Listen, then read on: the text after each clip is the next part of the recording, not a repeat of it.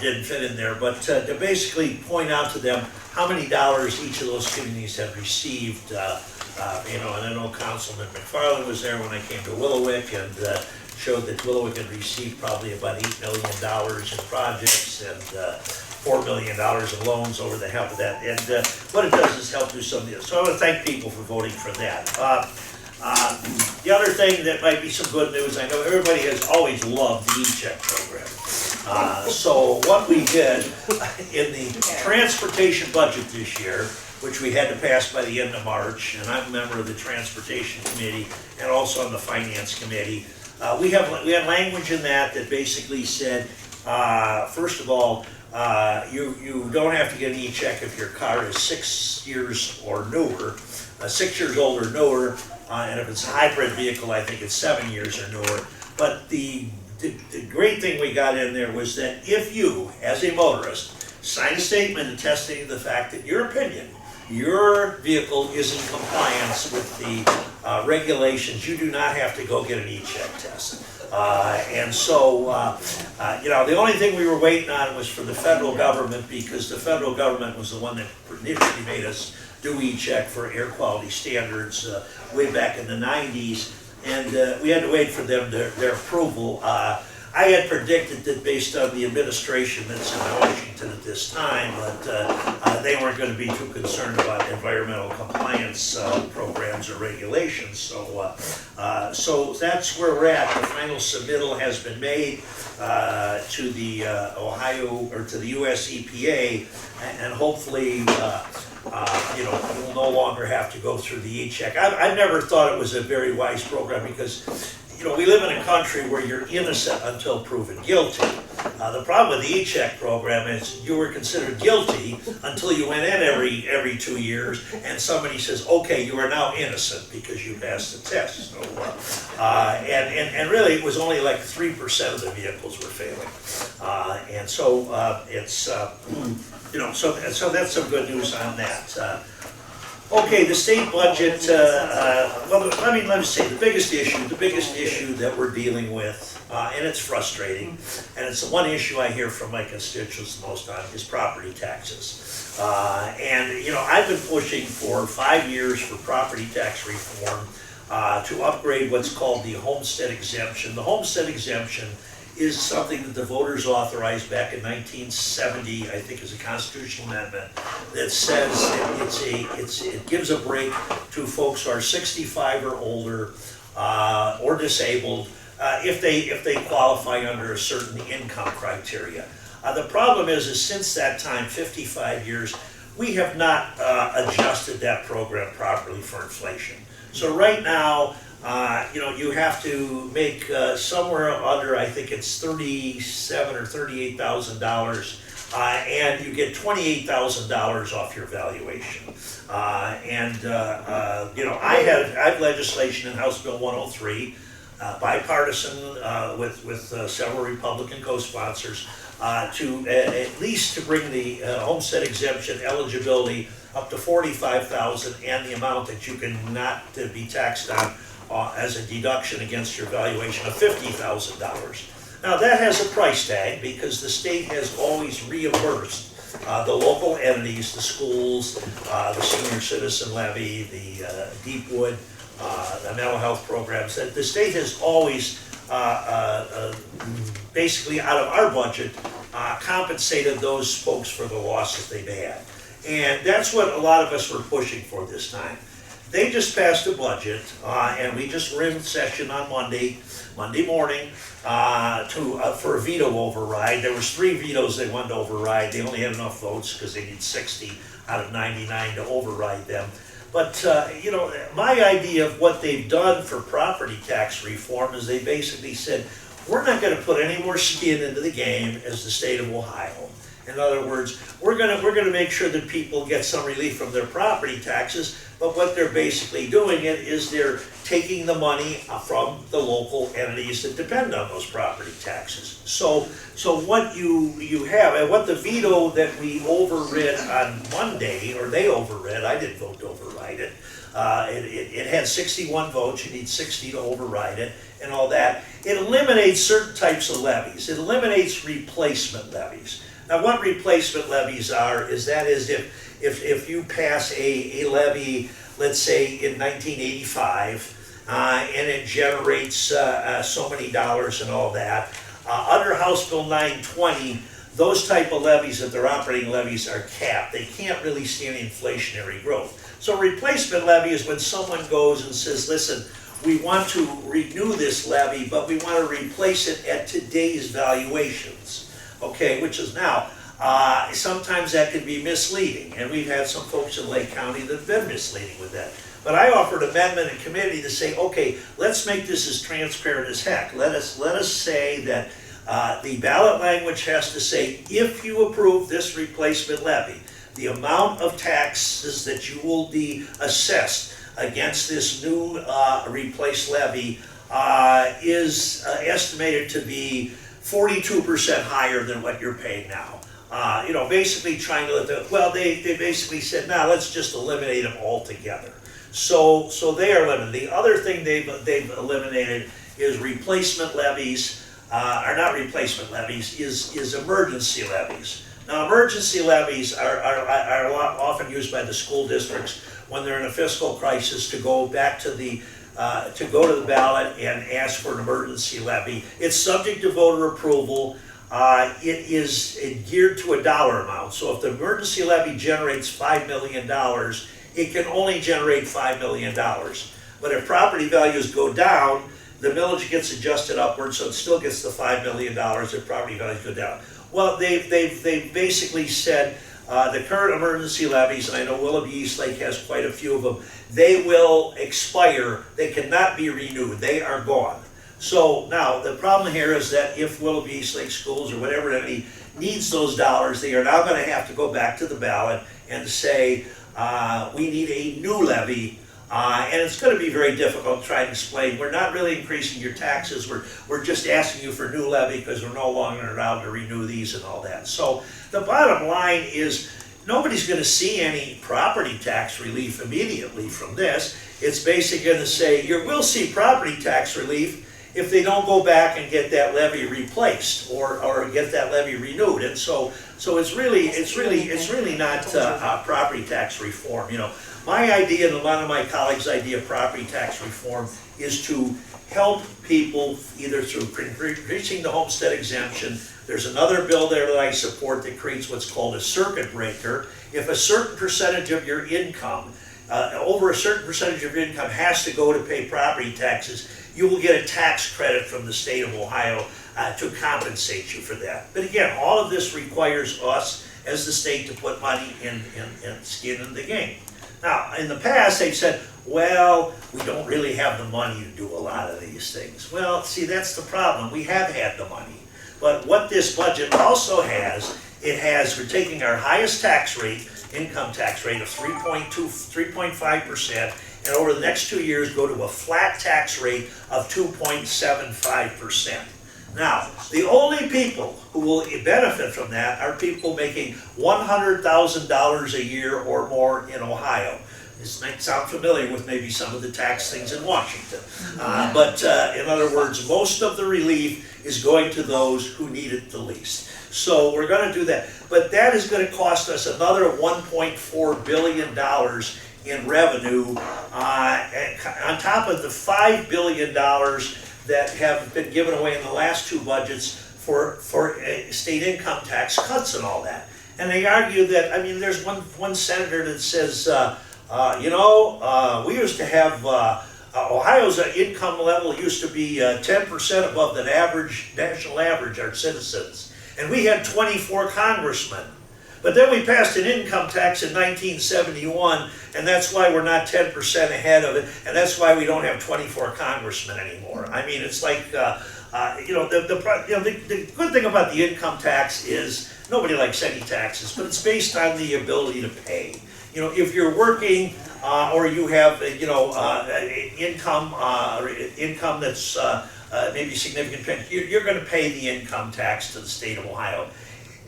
if you own property, you very well may be on a fixed income, you may be struggling and all that, so what we're doing here is we're shifting the burden onto the local property taxes and all that. So there's several things, in my opinion, we could have done for property tax relief. First of all, we should be picking up more of the freight from the state budget. The more we pick up for school funding in the state of Ohio, the less that the school districts are going to have to ask you for additional property taxes. The more we pick up for things like developmental disabilities at Deepwood, or for our mental health programs. But the state has been backing off on funding that and shrinking our budget based for one reason, so we can continue to give income taxes to the wealthiest people in Ohio. So that is where we have a problem. The other way, I think, and I just can't seem to get a lot of traction on this, is that at one point, 66% of the property taxes in Ohio were paid by residential property owners, 34% by businesses. Well, that has shifted now. It's about 74% for residential property owners and 26% for business owners. I mean, and Senator Bill Blessing, he's the Republican Ways and Means Chairman of the Senate. I'm the ranking member on the House Ways and Means Committee. He agrees with me is that we are giving away millions and billions of dollars in property taxes to businesses that don't necessarily need them. The tax abatements, the community reinvestment areas, the TIFs, tax increment financing and all that. And all we're doing is shifting the burden for more property taxes. In other words, if X amount of money has got to be generated, if this class is not paying any property taxes, then the rest of the people are going to get that. So that's it. I mean, I could sit here and go, I did this for our caucus because we got a lot of new members, and I gave them a class on property taxes because when I created language a couple of years ago in the budget to form a taxation, a property tax study, review and reform committee and all that, I said to the speaker, I said, I don't think 95% of our colleagues understand property taxes. And he told me he thought my estimate was fairly low on that assessment and all that. So, but just real quickly, and then we'll get into some other stuff, but property taxes, I mean, I know people, but up until the mid-30s, that was the only way local government services were funded. And there were no municipal income taxes, and so property taxes funded things, and of course, we didn't have as extensive a service network as that. We didn't have developmental disability programs, we didn't have community mental health programs, because everything was institutionalized. We had warehouses where we put the mentally retarded, where we put the mentally ill in the state of Ohio. Changed that in the late 80s to more of a community-based system, which makes all the sense in the world. Trouble is the state money never followed that system. So the onus is on the local taxpayers to help pay for that. So, but property taxes, the big change was in the mid-30s during the Depression. The bottom fell out of property values because of the Great Depression. And a lot of local government entities, especially the schools, had no way to fund critical services. So at that point, the state created for the first time a 3% state sales tax. And of that 3% state sales tax, 2/3 of it, 2 pennies of those 3 pennies, went into a fund to help local governments address with it. So there has been a partnership since the mid-30s of the state helping out local governments. I'm starting to see that really deteriorate because they're basically saying, no, let them handle things on their own. If they want to give property tax relief, let that give them to them. But we're not going to help out here. So, and there's been just a lot of other changes over there. There used to be tangible personal property tax, which was tax on machinery, equipment, and inventory. That was a local government. That all went to local governments. The legislature limited that, but they replaced it with what was called the commercial activities tax. But what has happened then over the years, they've reduced the commercial activities tax and directed all of the revenue to the state budget revenue line item and all that. So, there's just been a constant thing. So now, do we need some local government reform? Yes, I actually co-chaired a commission back in 2010. The Ohio Local Government Reform Collaboration and Reform Committee. And basically, it was right after the bottom fell out with the financial collapse. And I said, man, these local governments are going to really be hurting. So what we have to do is somehow, how do we change the service model, the way you deliver local services, to basically correspond to the reduced financial revenue situation.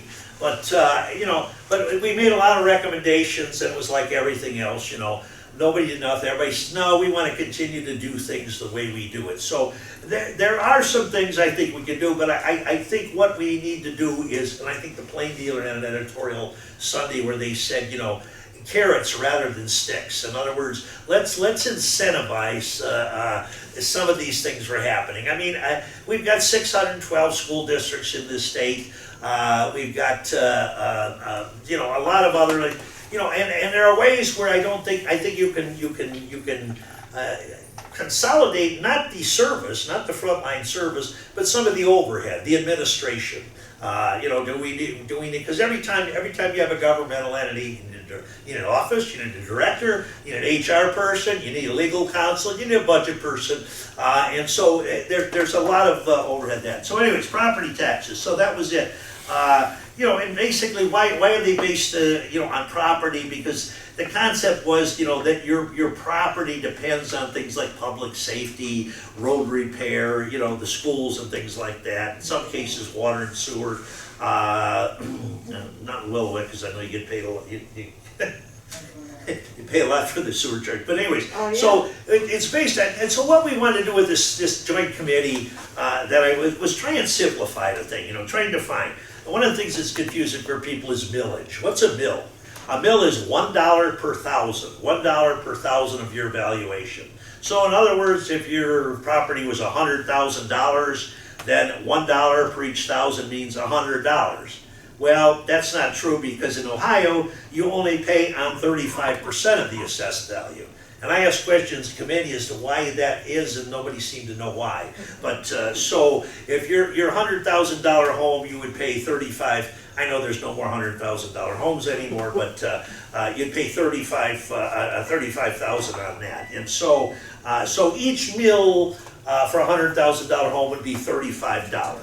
And then how are the values determined? As you know that property values are determined by the county auditor. And they are required to do a 6-year reappraisal of all of the properties in the county. It's different for different, the counties are staggered.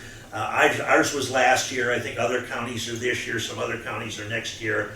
But because there was this big sticker shock back in the 1970s when the inflation rate was like 18% a year, people, when they got their 6-year appraisal, saw their $40,000 house become a $105,000 house. So the law was changed to require 3-year triennial updates, so they're done every 3 years. So, but there's other things in the property tax law. But there's the coupon situation. So these are all complicated by what's called a coupon system. So House Bill 920 was passed in the late 70s, and the idea was to make sure that people weren't getting driven right out of their homes by the sticker shock from rising property values. So what it did is it said, no, whatever the levy generated, it can't generate anymore. That's why you see on your property tax bill or an account, you'll see these reduction factors, because the auditor has to apply point. So it might be, you'll see somewhere the actual voted millage in maybe a community is 86 mills, but the actual millage is 64 or something like that, because the reduction factors that are applied. There's also been other things put in the property tax, the homestead exemption, which basically takes care of seniors, disabled, and certain veterans, people, who are on limited incomes and all that. However, 920 does not apply to all millage. There's another thing that's called inside millage, and that's complicated. There's up to 10 inside mills. The Constitution says anything over 10 mills is subject to a vote of the people. But the first 10 mills, they can apply. However, in Lake County, your 10 inside mills is only 8.9 mills, because somebody, when he was commissioner, decided, let's give back 1.1 mills, and we did that in conjunction with raising the sales tax from 0.5% to 1%, which is still one of the lowest sales tax rates in the state of Ohio. So, but there were other things the legislature put in to help out. Again, the 10% rollback and the 2.5% owner-occupied rollback. They said, okay, I used to tell people when I was in city council, or maybe earlier, saying that, hey, every dollar of your property taxes, you only pay 87.5 cents. The state is paying 12.5 cents. And they were doing that for a long time, but then back in 2011, Kasich, to balance the budget, eliminated all that except for existing levies. So the only way they continue to get that 10 to 2.5% rollback is if it's a renewed levy. If it's a new levy, if it's a replaced levy, it's not eligible for that. So, yeah, there's just the other thing, there's too many types of levies. You know, there's operating levies, there's renewable or continuing levies, there's replacement levies, there's bond issue improvement levies, there's emergency levies, there's substitute levies. So, you know, again, that was the idea of the committee, to try and get, and I know Mr. Massey was down there to testify, and I thought that when we got all done and we got all this input, and I still think we have a lot of work to do, that we would then sit down and say, okay, let's roll up our sleeves, let's collectively decide where we need to go to make our property tax system more understandable and less burdensome on our citizens. And we didn't do that. We met from January till the end of June in 2024. Then you break at the end of June, and it's election season, so nobody's doing anything. Then we come back after the election. I said to the chairman, I said, are we going to sit down and somehow see what is our path going forward? I mean, this is a 10-member committee. How do we do? And he basically said, well, I'm asking everybody to turn in what they think our recommendation should be. And I said, well, that's fine. Then we can all sit down and go over it. We never did. He picked and chose which ones. He put them in the report, issued the report. The committee's life was until December 31st, 2024.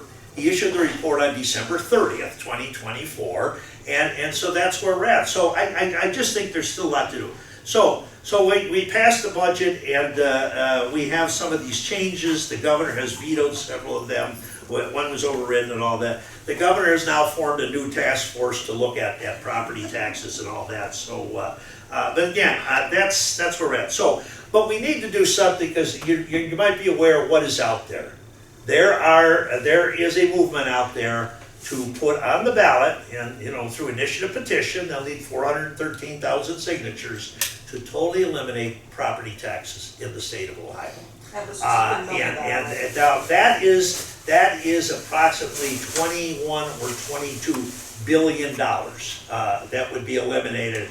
And I can guarantee you, the state would probably need about a 22% sales tax rate to compensate for that. That is if the state says we're going to take care of those local services. So, I think we really local effort of at least 20 mills of school taxes in order to qualify for state funding from the state foundation formula. Okay, but over the years, the legislature has picked and choose what applies toward that 20 mil floor. So if you have a school district like Wickliffe Eastlake that has a significant amount of emergency levies, those emergency levies don't count against the 20 mil floor. So as a result, everything up to the 20 mil floor is not subject to 920. So that's why there was probably a significant spike, especially in the Wickliffe Eastlake School District. Now, I have told the school board members, is Jamie here? I've told her, we're going to have to make changes on that. That's not going to last and all that. And I think the schools understand that now, and I think it's like everything else. Let's sit down, let's map out a plan so that we can make this change, but so that we just don't say, boom, chop things off with an axe right at one time and all that. And I think that's going to be the argument, because I was supposed to speak on the 20 mil floor on Monday, but that veto override did not come up.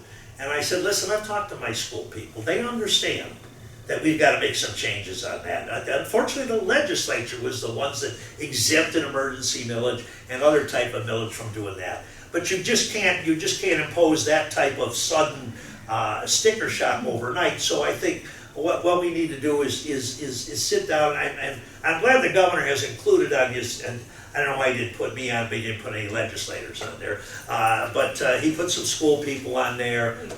He put our county auditor on there, and so we'll see what they come up with. But I've already got the leaders of the legislature, the Senate President, the Speaker of the House, say we don't need another study committee. We did all that last year. We didn't. We did a lot of studying, but we didn't come up with any recommendations. So, anyways, that's probably okay. Let me just get into some other things here in the budget. Okay, now along with this thing, yeah. So the school funding formula. A lot of people say, what's happened with the school funding formula? How come the state isn't picking up more of the load for schools? I agree, and that was when they passed the Fair School Funding Formula 4 years ago. It was supposed to be implemented over 6 years. Put some money in the first 2 years, then 2 more, then the next 2, and then the next 2. And the idea was, and I remember I was on the committee and I says, well, what do we tell people back home? Is this going to eliminate property taxes? No, but it's going to make them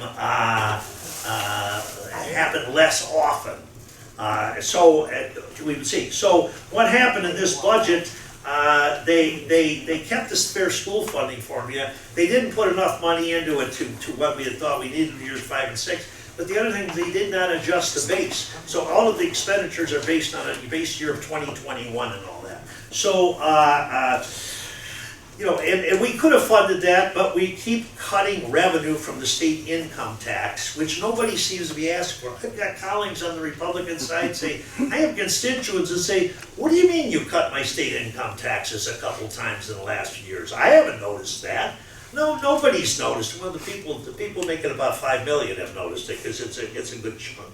But the problem is we're giving away existing revenue that we can address a lot of these issues. So some of the other issues, I mean, the problem, the school funding is they've also created over $1 billion now for what's called vouchers for private schools. 90% of the students in Ohio go to public schools. 10% go to private schools.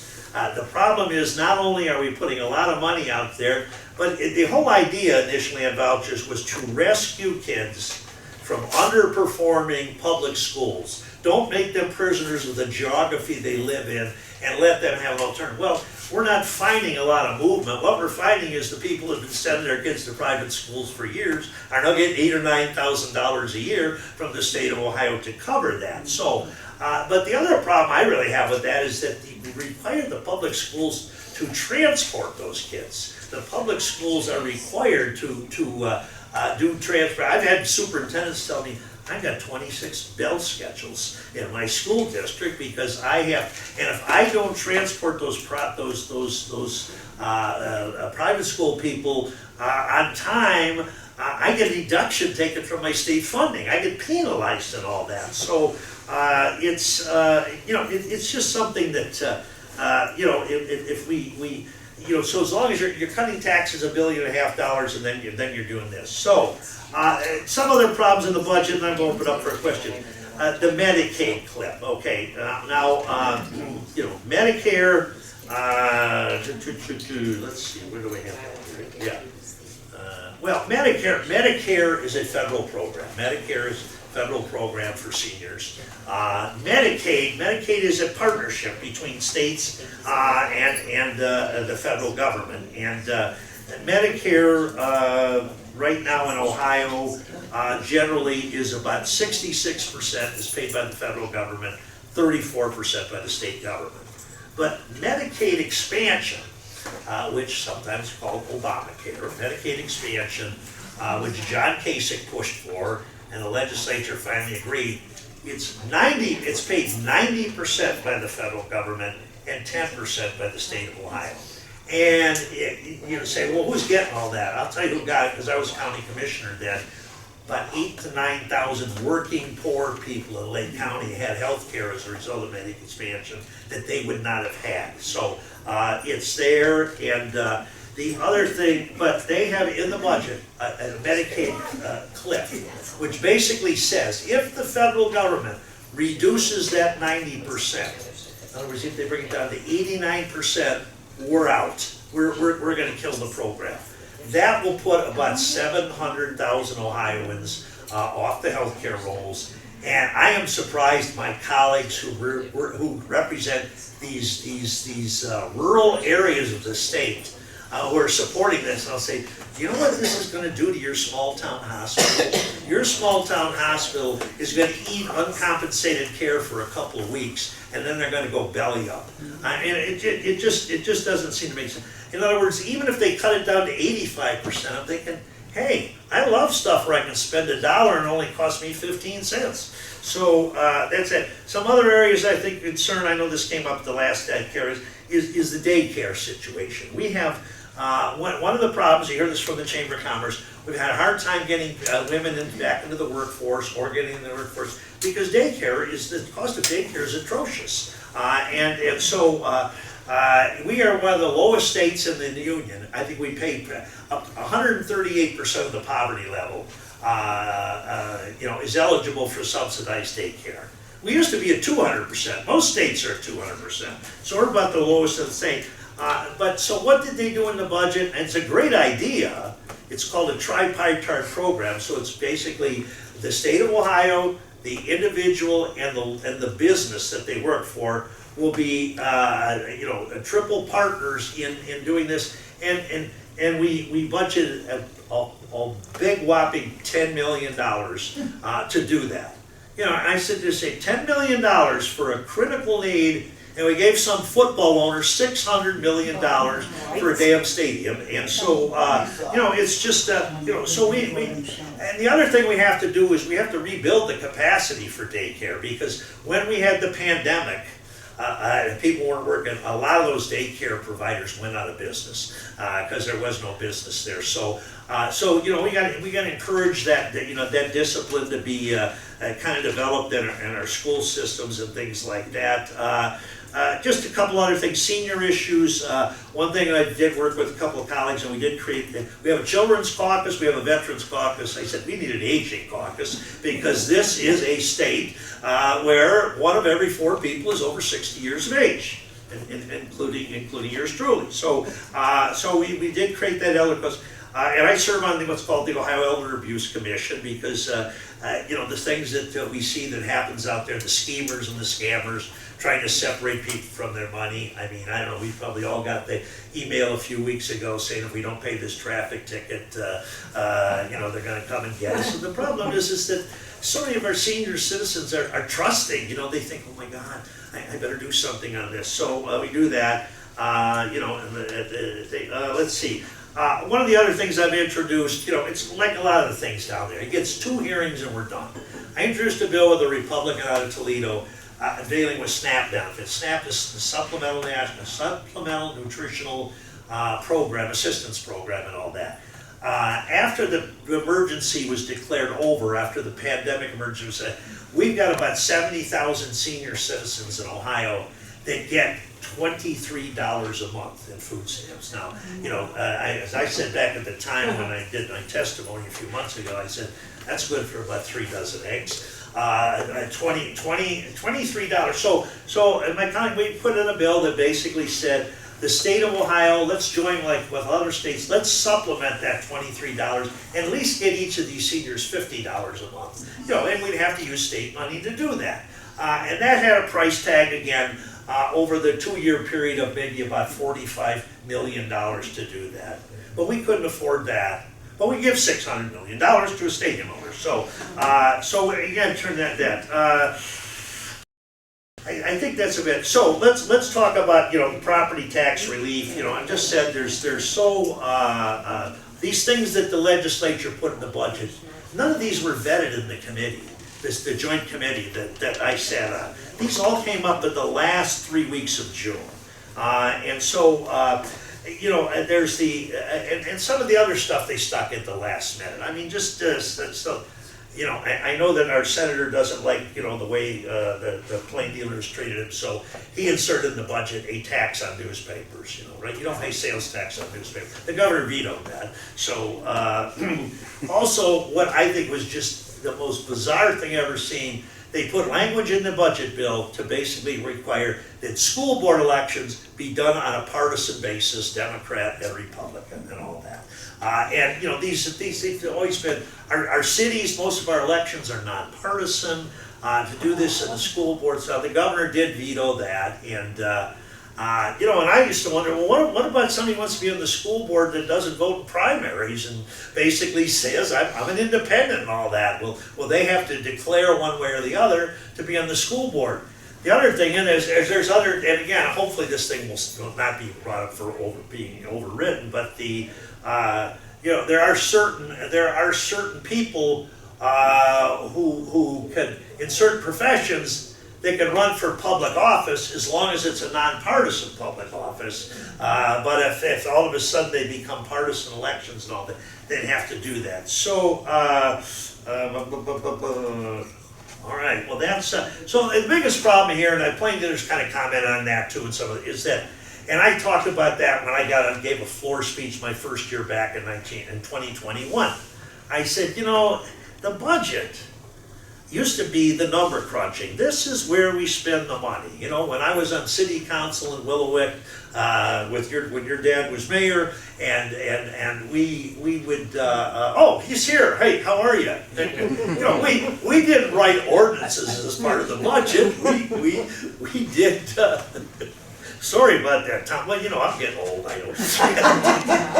so they, but you know, number cruncher, but they're writing, and even the president, the speaker said the other day, he says sometimes, you know, this eliminates having to go through the committees and get, the purpose of the committee system is so people can come in and testify.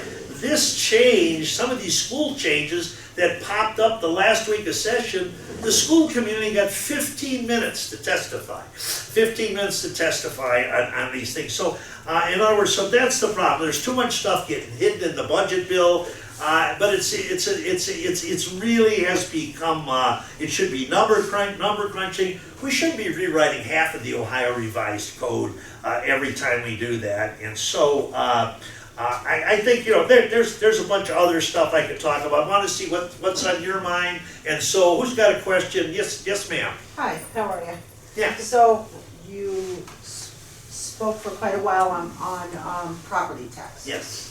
So when schools take out and put onto on the ballot for, they want to have a bond levy. Right. All right. Bond levies, Wickliffe got hit with a 60 mil bond levy several years ago. All right, the voters voted for it to they built the new schools? One big North school, and south? which will not be able to house, say if Wickliffe grows the community bigger with young children, and you add another 1,000 in it, they are not equipped to handle 2,000 children. But the bonds, that should be on the building, and we don't own the school building. Property owners don't own the school building, so they're using our homes as collateral and equity, and then with the levies, with the new language where they can't do emergency replacement or whatever this is, the schools will relabel it as something else to put on the ballot. So as a homeowner myself, my husband and I, we live in Wickliffe, he grew up in Wickliffe. How is it, this is not sustainable off the property, our homes should not be for sale in bondage to the schools. The cities can't, what we pay for our city, I paid less than, a little over $700 out of my property taxes to the city of Wickliffe for services, whatever in the library, everything. And over 1,300 of my property taxes goes to the school, and I don't think that's fair, all right? And the homestead exemption, it was a little higher several years back, now it's down to 500. This is not sustainable, Mr. Troy, it's just not. It's not down to 5, on your tax. Mine is yeah. 5, yes. Yeah, well, it's because it's the valuation, okay, the homestead exemption says, okay, if your house, right now, so if your house is, again, I'm gonna use $100,000. That was revalued Yeah. to over $127,000, Yeah. and 32 years ago, we purchased it for $62,000. Yeah, well, if your problem is worth $200,000, okay, and with the 35%, that means it's $70,000 upon which it's taxed. I'll just use an example. Okay. Okay, what the homestead exemption says, okay, we are gonna reduce, it doesn't reduce that 70,000 by 28,000, it reduces the 200,000 by $28,000. So then it's 35% of $172,000, okay? So yes, so obviously the homestead exemption dollar amount that you're showing as relief on your property taxes is obviously going to do. So you talked about the bond issue in the schools. Okay, what can we do? One of the things I did my first time, and I supported this with a lot of people, was we created the Ohio School Facilities Commission and all that. And what this was to basically have the state float bond. Now, the formula is, it's based on the valuation of your particular school district. Fairport Harbor is building a whole brand new school system because of the extremely low property values in Fairport Harbor. First of all, they had to pass a levy, they have to show local effort, but about 91% of that is being paid for by the state of Ohio, okay? In Wickliffe's case, probably had that new school system because it's a single city school district with Lubrizol and Fahrenheit property values. It probably only paid somewhere around 15% of the state. So we've argued that yes, we should up that. We should make more of a state. The whole idea is here, the state could be helping out on a lot of this stuff instead of just keep cutting the income taxes so we have less and less time to do that. In terms of bond issues, yeah, bond issues can only generate the amount of money they need to Every year off your property. Well, yeah, because and it's we're a stuck with it, because it's a 37-year bond issue. If the school bellies up Yeah, and the building closes, yeah. it's we, the property owners, who will be left with the remainder to pay that off. We're indebted, yes, we're indebted to that because the school, it's their school. That bond levy affects every property owner in the city of Wickliffe. Well, not all of them. Lubrizol has a lot of tax abatements, They pay over $44,000 to the school system right now. Who? Lubrizol. Yeah. But So I mean, what do you mean by an abatement? Because these abatements can be hurting people in the cities too. Well, I've said that. I mean, it used to, I used to vote differently than my two other colleagues in the county when we'd have somebody say, we want to move our facility from Willoughby to Menor, and we want a tax abatement. I said, this is a zero-sum game. So I'm not voting to give tax abatement One more to question. relocate within the city. How does a school determine What? that the amount of Millage? Yeah. that they need to put on the ballot in order for a levy to be Well, approved? it's through the auditor's office. Basically, what they say, here's the cost of the project. Here's what our Just best. for an operational levy? Here's an operational levy. Yes, sir. Just for an operational levy. Well, they have to pass two resolutions. Okay, first of all, they have to say this is the amount of money. The auditor has to certify that this is the millage that will generate that particular amount of money, and then they have to vote to actually put it on the ballot. And in terms of the bond issues, basically that would be the same thing. Here's the cost of the project to the best of our ability. What will this be, including debt service over how many years? What would be the amount there? So, yeah, I mean, I don't disagree with that. I mean, but again, the voters of Wickliffe voted for that. I didn't vote for the bond levy, but Okay. the increases The increases in our property taxes Yeah. are beyond our income increases. We know that, and that's what I'm saying, that's why I've said that, I've been pushing for this for, again, I was the one that said, we need some sort of committee to study property taxes in the state, to make them more understandable, and to make them less burdensome and all that. I'm just frustrated that they didn't really follow up on that. Yeah, you, sir, yeah. Why do we keep needing new schools all the time? Right, That's. thank you, Yeah. thank you. Well, I mean, at one point, when you go back about 25 years, not so much in this area, but we need, I mean, some of these schools like Longfellow School in Eastlake, I mean, he may have went to school there, Henry Wadsworth Longfellow. I mean, in some cases they are, I mean, if you'd have seen some of the schools throughout the state of Ohio, I mean, with kids in class sitting next to the coal dust bin and things like that. So, but no, I think it's a good, I mean, I think there was a legitimate argument I hear from people. Did Willoughby Eastlake need to build a new North High and a new South High? No. I don't know, but, again, these things are subject to voter approval, and, they can't do these things on their own. Yeah, go ahead, Mr. Massey. Yes, could you explain your vote on the Budget Commission? I've been to a lot of Budget Commission meetings in Lake County, and they're really nothing more than a rubber stamp. And my understanding of the Budget Commission, they're supposed to be the checks and balances within our system so that the taxing authorities are not taking too much money out of the community. Well, what happened, so where did the Budget Commission start?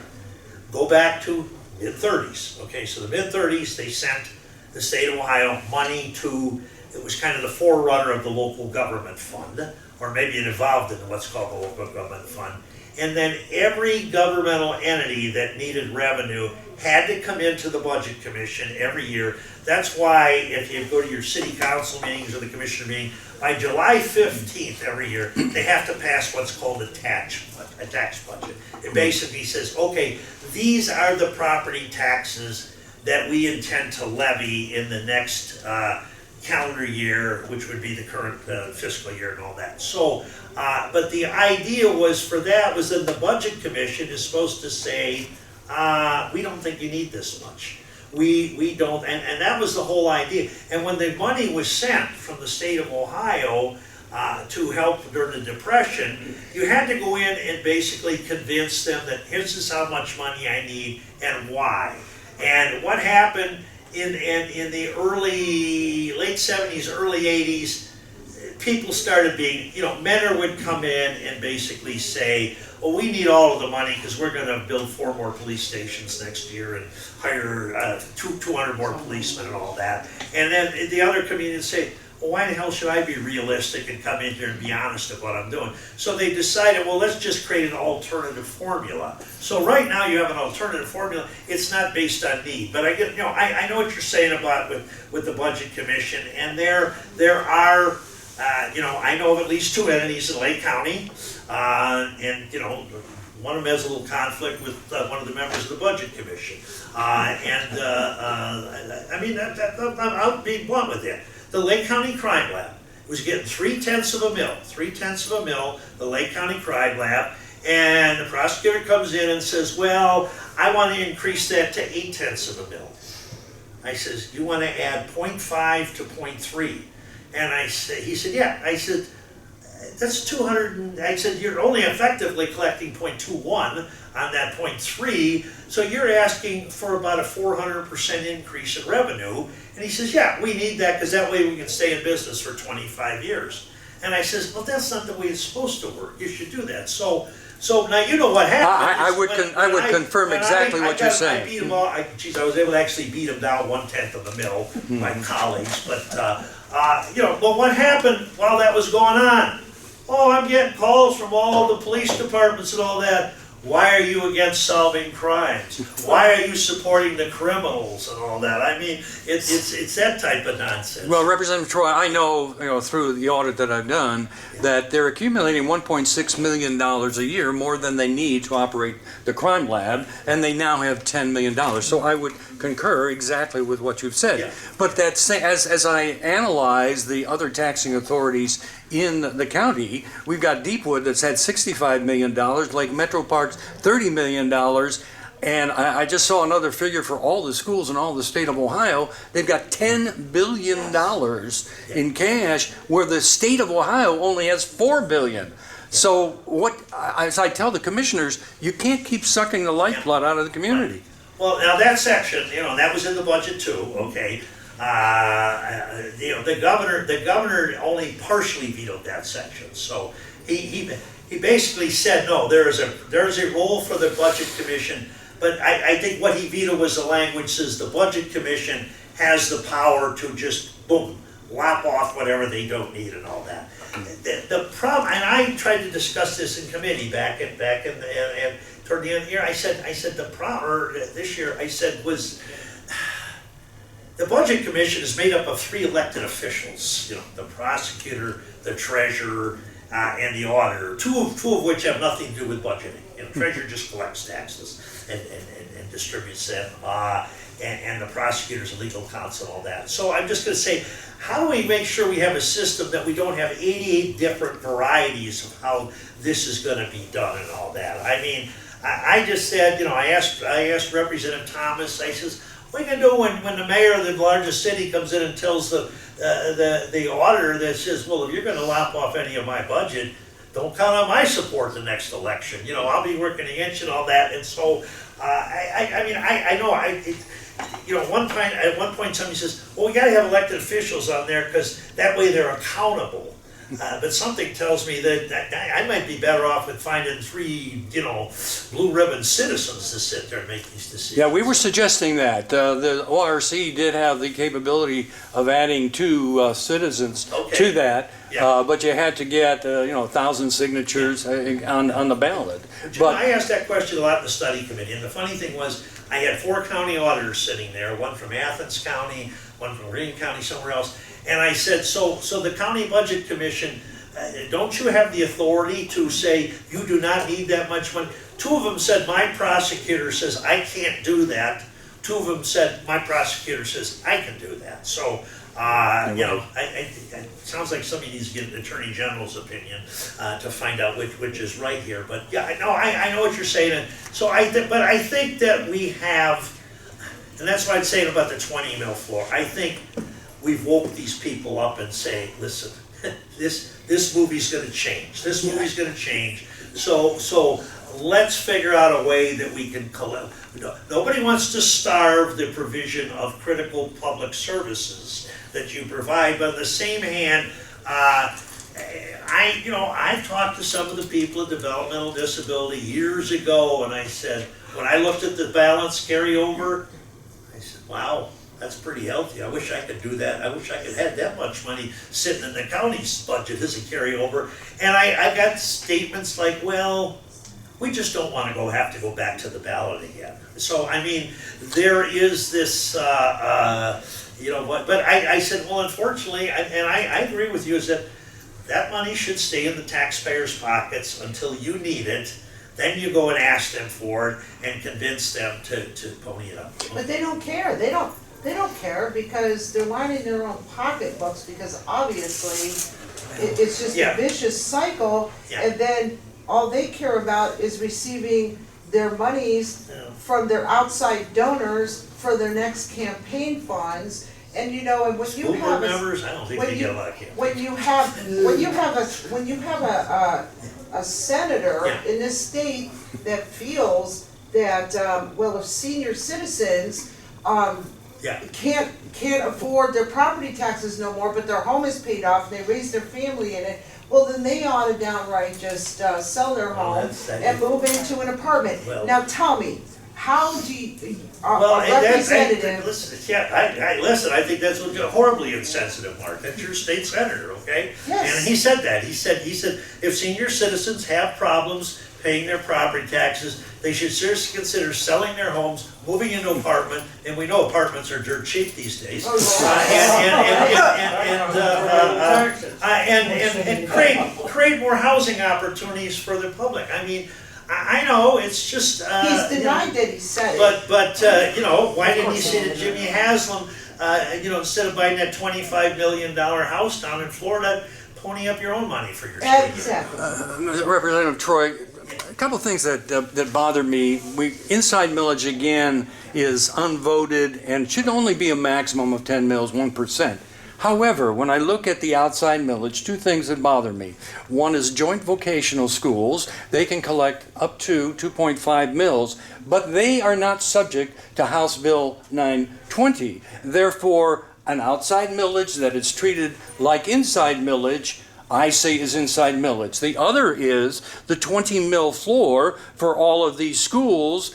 People have to realize when it gets done, if they have 5 mils of inside and 15 mils of outside, that 15 mils is treated like inside millage. So if there's a 10% increase in their property values, there'll be a 10% increase in that school tax without a vote of the That's right. taxpayers. Yeah.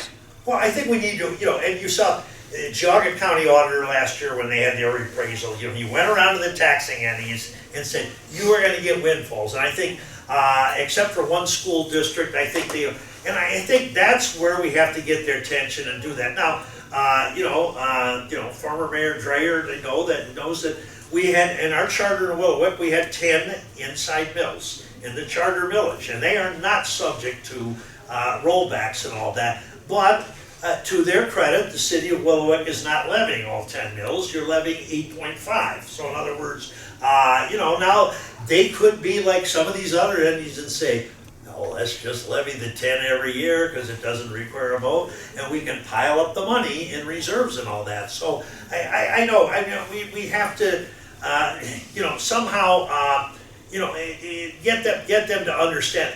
The other thing is that the school stuff, the problem I had is that so much of this stuff popped up in the last few weeks, it needs to be vetted, okay? In other words, okay, if you're gonna, tell me why when a school district says, oh, if I don't have at least a 40 or 50% carryover, it will hurt my bond rating, or I need to do that. And then I said, well, let's examine, why do we make schools forecast 5 years out?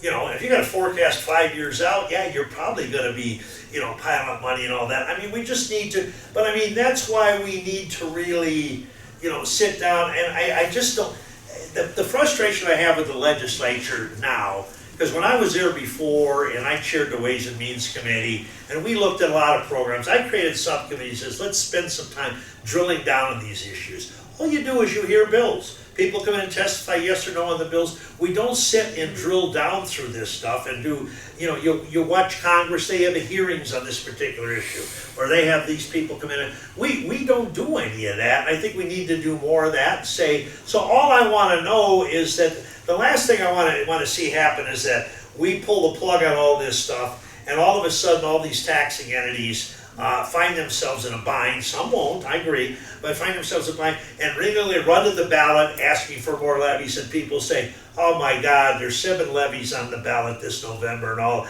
I am voting to totally repeal property taxes in this state. Well, I have another story on that though. Before this revaluation, I got wind that the revaluation because of the sexennial revaluation was going to be 30%. And then what I said was, well, we've got to go out and tell the taxpayers how much each taxing authority is going to get and what it's going to cost per 100,000 for each taxpayer in the taxing district. I was told, no, Brian, you can't go out and do that. And I said, well, why not?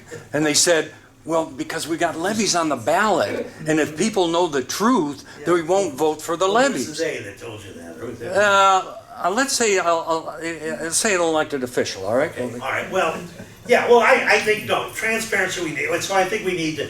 Yeah, it's a problem we need. And you know, in other states, this has not just been Ohio. This is every state. This has been, you know, because there is a shortage of housing, and as a result of the shortage of housing, the prices of housing are going way up, and you know, so much.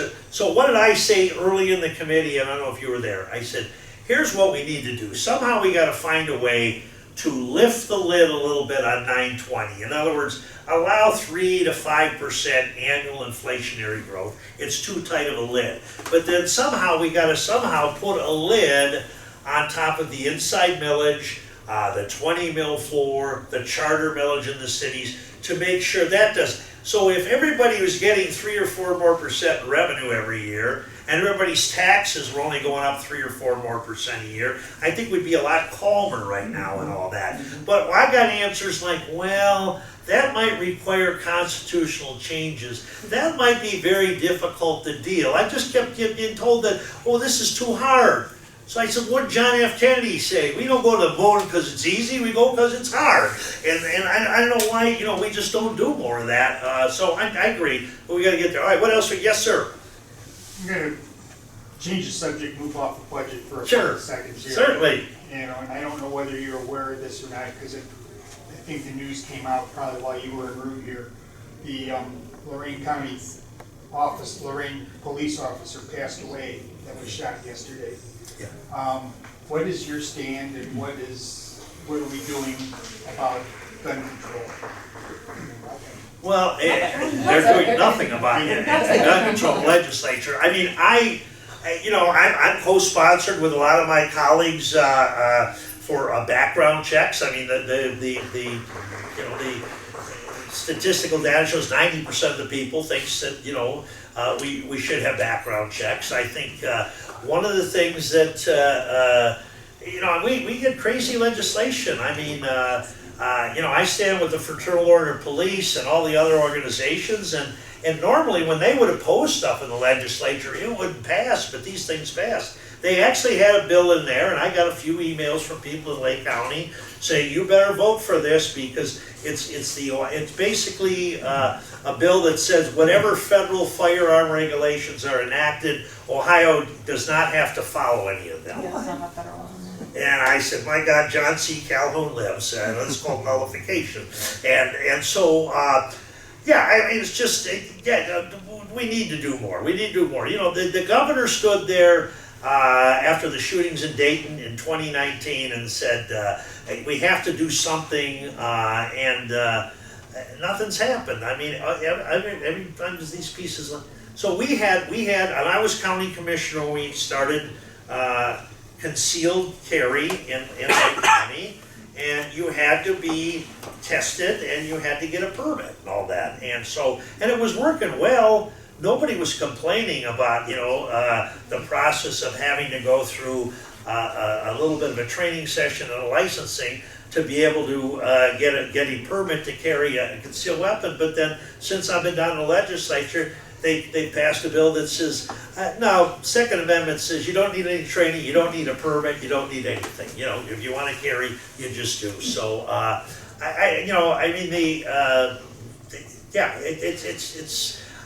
can remember he was on city council, the police used to say, God, I think the criminals are better armed than we are on the police department and all that. So, we need to do so, but it's frustrating because it's kind of like the third rail. I mean, I don't understand where a majority of the people, and I can remember when I was in the legislature the first time, and I used to put a newsletter out, I put a little questionnaire in there, and I said, do you think Ohio firearms regulations are okay? Do you think they should be stronger, or do you think they should be weakened? And you used to come back about 60% thought they should be stronger, about 20% said, or 25% said they'd be okay, and then 20% or so said they should be weakened and all that. And someone says, well, that's not a very scientific poll. I said, well, I think it's more than scientific, because those 20% that think they should be weakened, they also wrote me long epistles as to why they felt it should be there. So I think that, but yeah, I need, I don't have the answer except, trying to support common sense gun legislation. I think we should do that, but you see how difficult it is to get that done in Washington. And okay. All right, yes, sir. Yes. Regarding the gun thing, Yeah. why can't we find out how much the gun lobby is paying these people who are being elected? Let the people make the decision. Well, you can find out, I mean, it's just, They don't it tell just you is. that. They don't tell you Yeah. exactly what's going on. All right, well, let me give you a good example. You know, I'll talk about it. When I was county commissioner, and our current state senator was sitting next to me, and Mr. Hammercheck was sitting down, no eight. We had the Moms Demand Action come into the commissioners meeting. The Moms Demand Action came into the commissioners meeting, and they said, we would like you to declare the first weekend in June Gun Violence Awareness Day in Lake County. Gun Violence Awareness Day. And they said, we are not here to take anybody's guns away. We are not here on any gun control. But Gun Violence Awareness Day is all that. And so I said, well, I think that's a reasonable request. And, you know, current state senator, then commissioner said, he said, well, ladies, well, he uses that word ladies. Ladies, I just think that you're well-intentioned, but I think you're probably just being misled by a group that has a real political agenda. I just leaned to him, unlike the NRA, huh, Jerry? And so, but you know, so we did the proclamation. Two of us signed it. John Hammercheck and I signed it, declared, you know, and then I called my buildings and grounds guy at the time, who I had hired. And I says, do you have those lights that you can shine on the courthouse tower and all that? I says, Gun Violence Awareness color is orange and all that. I says, can you give me an orange light up there all weekend on the Lake County Courthouse and all that? And he did. He did. So, anyway, all right, yes, sir. Yeah, just a statement. I was at the party in the park, and I noticed right next to your booth, they had abolished property tax. Okay. And they had signing people up. Right. Is that gonna be on the ballot? If they, well, yeah, they're shooting for November of 2026. It's too late to get it on this year, but yeah, well, if it gets 413,000 signatures, you know, and obviously they'll get more. But if it gets 413, they have to get, you know, and they have to have so many signatures. They have to have signatures from at least 44 counties, a minimum of 5,000 in I think at least 44 counties and all that. So, you know, will it get on the ballot? Yeah, I mean, we'll just have to see. If it gets on the ballot, you know, obviously there will be a significant, you know, campaign. I would think. Let me go way back my first time in legislature when Dick Celeste was governor, and he came in. Jim Rhodes had raised the state income tax 50%, and then Celeste, we were still in the bind. Celeste raised it another 40%. They got signatures. That was put on the ballot in November of 2020, or November of 1983. The voters voted it down. The voters voted not to repeal the state income tax increase and all that. But what happened, there was a coalition also of labor, business. The business people said, this thing gets repealed, guess whose ox is gonna get gored here? So I would think that if it does get on the ballot, I mean, emotionally, you know, I'm sure it'll have some support. But on the same hand, I think there will be a lot of people. But I'd rather we get something done, you know, to maybe diffuse that, even have to get on the ballot. So, you know, whether it gets on the ballot, it's up to how many signatures they get and all that. So, you know, and that's what I was going to say in my veto override didn't come up, but I'm going to say, you know, if you're going to do these things and it's going to force all of our taxing entities to go to the voters more often or immediately to try and make up for what you've taken away, you're not heading off a property tax revolt. You're enhancing the likelihood of that happening because again, you know, the argument is that, you know, that, I mean, sometimes I have to disagree with my colleagues. They say, well, we shouldn't do this because the voters voted for that. I said, well, we got to make sure they understand what they were voting for on the same end. But I would rather than having the voters have to support these things, that we step up to the plate more. I mean, I just keep thinking $5 to $6 billion before this budget, another $1.4 billion for this flat tax thing. That's $7.4 billion. You know, over a 5-year period, which means that's a gift that'll keep on giving, that's 7.4. And we weren't, listen, when I was there in the legislature, actually, our highest state income tax rate was 8.5%. Right now it's 3.5%, soon to go down to 2.75 next year and all that. You know, I said last year when we were at 3.5%, we've cut it by 2/3. Why don't we just declare victory and move on here? And that's it. Yes, ma'am. Representative Troy, could you tell me, can you explain this a little bit for me? In 1997, the Ohio Supreme Court ruled that the way Yeah. the state funds the Sure. schools is unconstitutional, relying too much on property tax. Could you elaborate a Yeah, little but what bit? that was, yeah, they should, because they basically said, the Ohio Constitution says the state shall provide a thorough and efficient form of public education. Some other stuff is creeped in now, but, and so in 1997, the DeRolf decision basically said that the present school funding formula is unconstitutional. It's too reliant upon property taxes. The legislature did some things back then. Now, I wasn't in the legislature. I left in '96, you know, I decided I wanted to be a senator, and people making Ashtabula said, no, not this time. So, so a year later, I became a county commissioner. But, so in '90s, what the legislature did after that point, you know, they changed the formula a little so that this discussion was taking place when I was there before '97, okay, and I said, okay, so you want to take these schools like Trimble Local in Athens County, that's spending only $3,000 a student, while Kirtland's spending $10,000 a student, so the only way you can raise that, you got to, but of the $3,000 that Trimble Local was spending, $2,400 or $2,500 that was coming from the state of Ohio and all that. So I said, okay, well, they said, we need to get more money down to those school districts. I said, well, the only way to do it is you're going to ask my people, like in Kirtland, they're going to have to pay more state taxes to raise the tide for those school districts. And they may be willing to do that until they put their next levy on and somebody says, well, why you got a levy on the ballot? Didn't we pay more state taxes to help schools?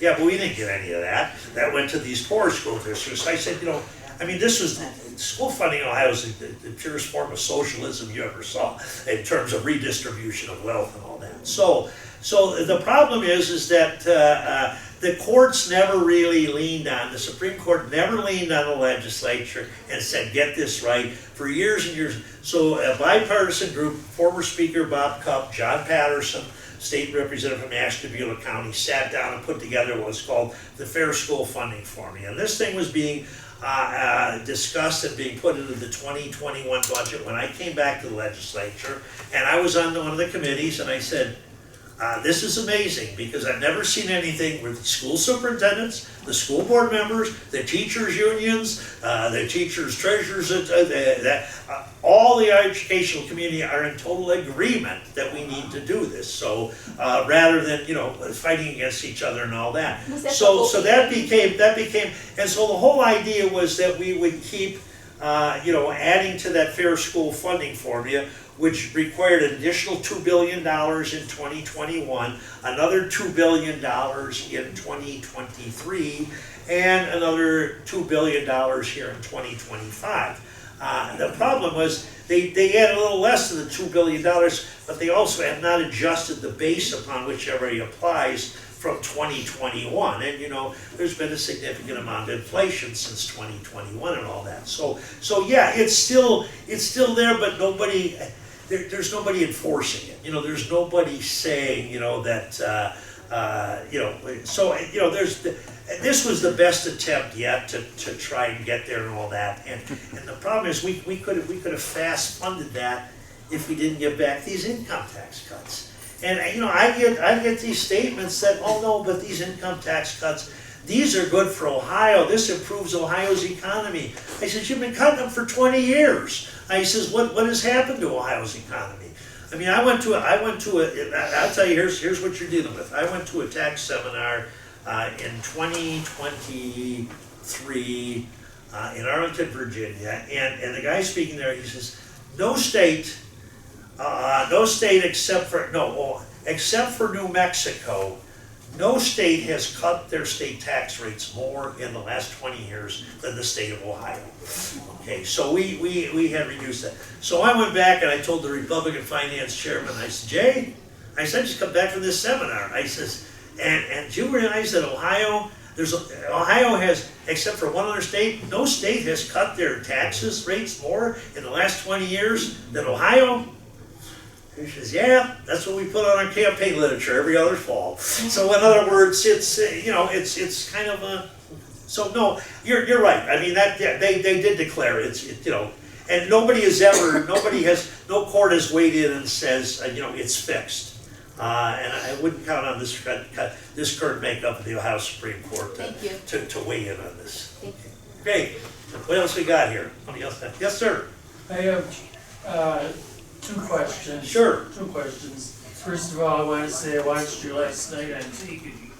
Was I on TV last night? On the Ohio Channel on Sports Steakhouse. Oh, okay. For the budget. Oh, on the budget. Oh, that's an old show. I agree 100% with you. The budget's terrible. Yeah. Okay.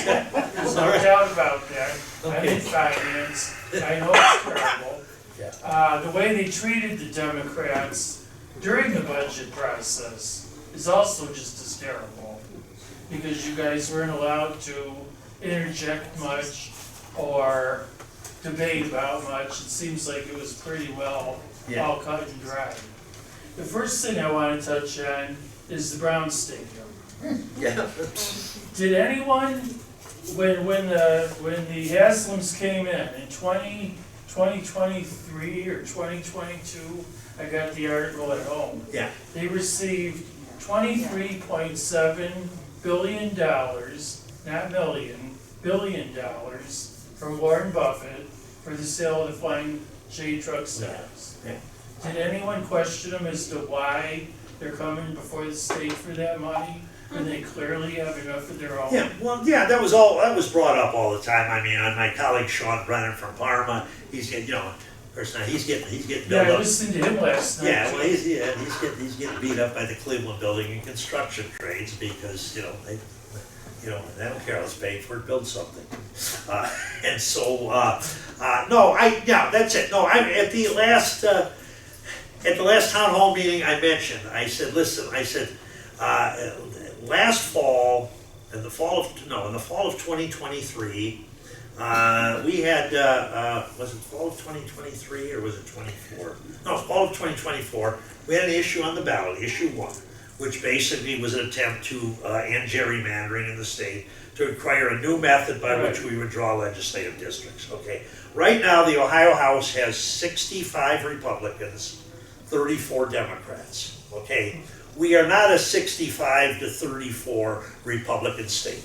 The Ohio Senate has 24 Republicans and 9 Democrats. We are not a 24 to 9 Republican state. I'd say we're probably 55, 45, something like that. So these things are drawn, to ensure, more party control. You might have seen on the news that there's talk about the Texas legislature going in the middle of a census. Though normally you only redraw congressional districts. I heard about that. The year after the census, which is in the years that end with 1.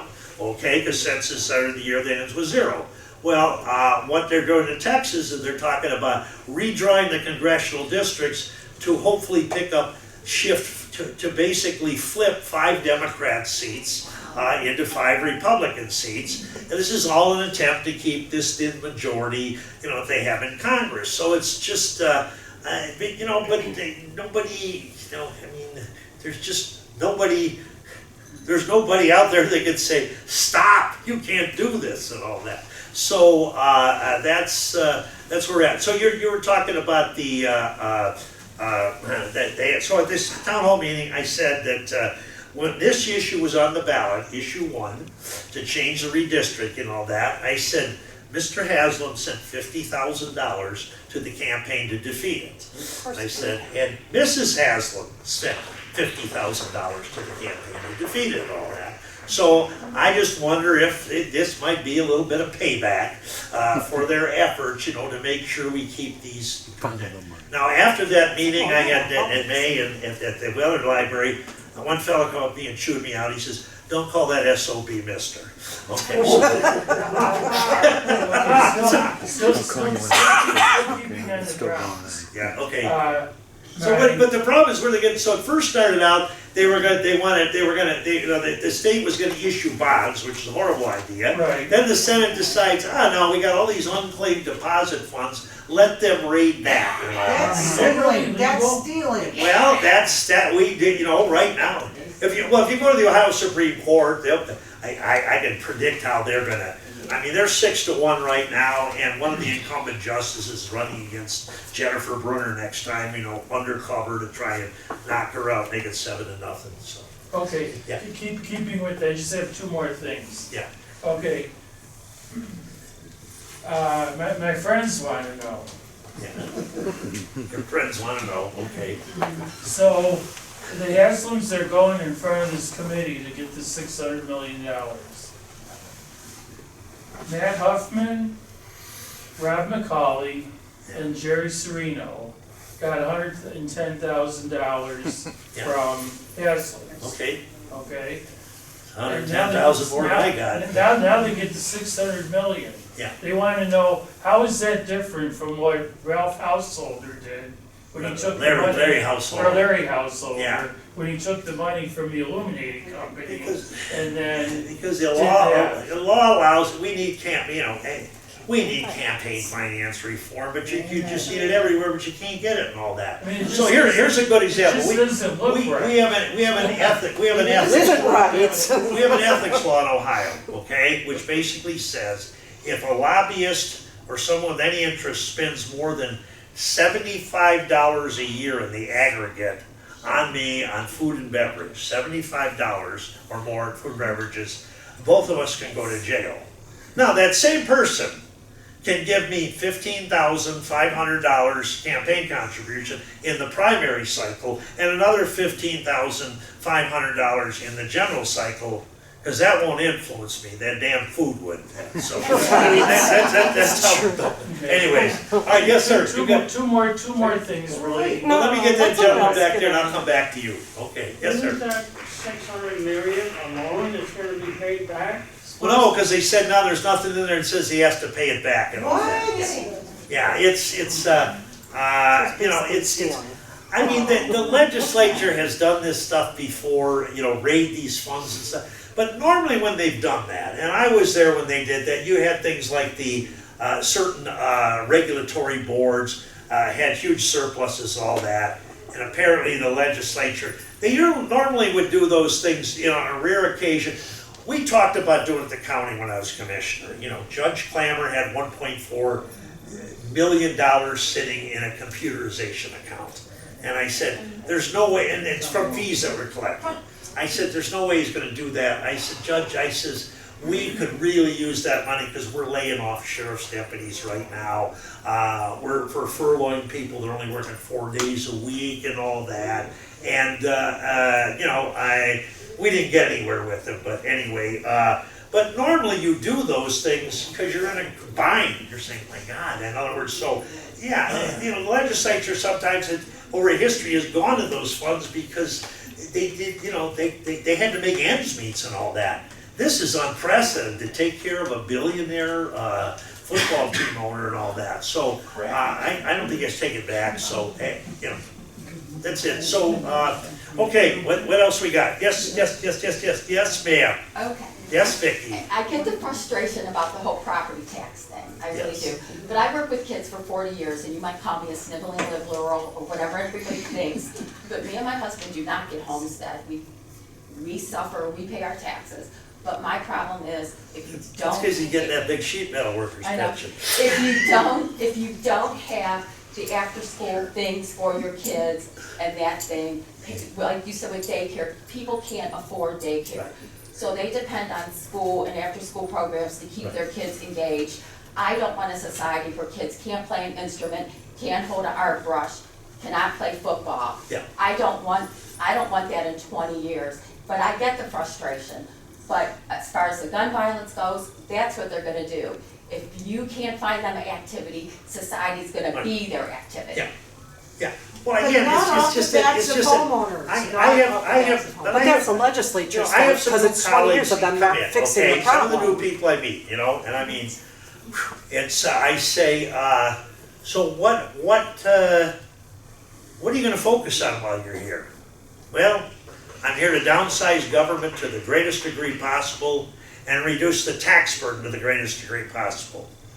I said, okay, what about the critical services that a lot of people expect government to provide to keep us as a civilized society? I get, yeah, maybe that too. I mean, it's almost like, you know, there's this feeling that, and this is the tone we were getting the other day in the legislature, is that all these local government entities are just, you know, no matter what they are, you know, they're sitting. I mean, the reason we have them is at some point in our society, people said, you know, we need a program to deal with the developmentally disabled here on the local level. We need programs to deal with substance abuse and mental health issues and things like that. You know, we're an aging county, so we passed the senior citizens levy and all that, and so you know, it's just.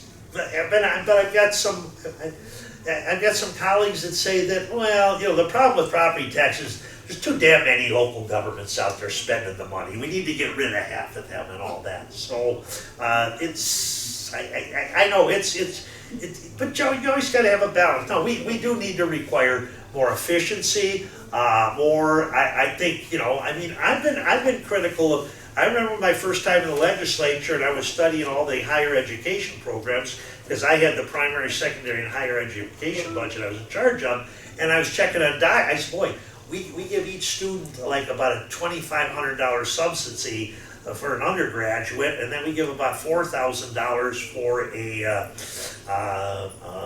graduate student, and I says, we're giving $11,000 for doctorate students and all that, So I started to look and say, well, what I found out was the greatest growth in doctorate education during that time was in education administration, which means now you go to any school district, you know, they got a deputy superintendent for this, and that. I mean, but at some point, you know, they need to kind of, let's get more money into the classroom to the teachers who are on the front line, and you know, get you know, kind of reduce some of that overhead and all that. I think that, but you know, and I know, you know, I mean, I've always wondered why possibly Wickliffe hasn't had discussions with Willoughby Eastlake, you know, about you know, a consolidation there. Can I tell you, it was asked at several, I went to several school board meetings, and I remember many years ago also was asked, why does not Wickliffe merge with Willoughby Eastlake? Answer was, well, it would cost the Wickliffe community much more money. But in the meantime, they want all these more families to move in, Yeah. and yet they're not gonna have the room on this big, huge campus on the hill to house even 2,000 students. We are down now to 1,200 or under now, and Wickliffe only has a 3-star rating. We have 7 principals, a school superintendent that just got hired for $154,000. That's not including a little over 40% of his benefits package that gets tied into that, which is over $200,000. And we have a 3rd grade classroom in this campus that one half over here is sitting on couches and another half is sitting at desks. When we have a school that prior to building the new campus purchased a baby grand piano for over $54,000 that came out of capital gains funds. Now you tell me, I would encourage anybody in this room, take a look at your school district, you go to their board docs, start digging around and seeing where all your money is going off your property taxes. I have nothing against teachers or children, but doggone it, enough is enough. Administrative bloat needs to be cut first, and Wickliffe's not listening. They've already made their plans ahead of time prior to a school board meeting and cries and says, nobody attends. Well, you got a brand new superintendent coming in there, Wickliffe, I'd go get his attention and. Oh, really? They sheltered him from a state of the city, state of the school meeting, stood him up, turned around, waved several school board members and their plan circled around him so no one can ask them questions. Yes, My I'm under- at Wickliffe School sometimes. My understanding, I think by law, something like, we can't combine districts, that's what I had heard, there was something, I don't know if it was in Ohio Revised Code or something, but I had heard the same thing, like, why don't they combine, and I don't think we can, I don't think we're Well, allowed. there's a process you gotta go through. I mean, they did it in Geauga. Yeah. Geauga combined, Ledgemont with somebody else. Okay. And why is there New- pre-K? Why do we have pre-K now in these schools, pre-K through 12, when it used to be Yeah, kindergarten? well, here's what I always, first of all, I used to always say when I was chairing that budget, I said, I'm worried about the numbers, how do we properly fund stuff? In terms of policy, what gets taught in the classroom, how this stuff is administered, I'd rather, I mean, a lot of people say, I want local control, and we are a local control state, so, okay, what else did we have? Vicki, did you have anything else? No, that was Oh, you do? Okay. Remember back in the 70s when they said the lottery was gonna take care Okay, here we go. of everything? All right, here we go. Now where's the legal marijuana money going? Nobody knows. There's a lot of money. Hasn't gone anywhere yet. People are In the wind. People are complaining. I said, listen, I didn't write that statute. They said, well, who wrote that statute? I said, the people that want to use it and the people that want to sell it. I mean, it was a citizen There's a lot of initiative. tax money that's. Well, it's not, but the lottery, let me tell you, the lottery, when I was there the first time, was maybe generating about $750 million. It's now generating about $1.5 billion a year. But state of Ohio school funding combination is probably about, I don't know what the latest numbers is, but it's probably about 11 or 12 billion dollars in local property tax. Well, more than that.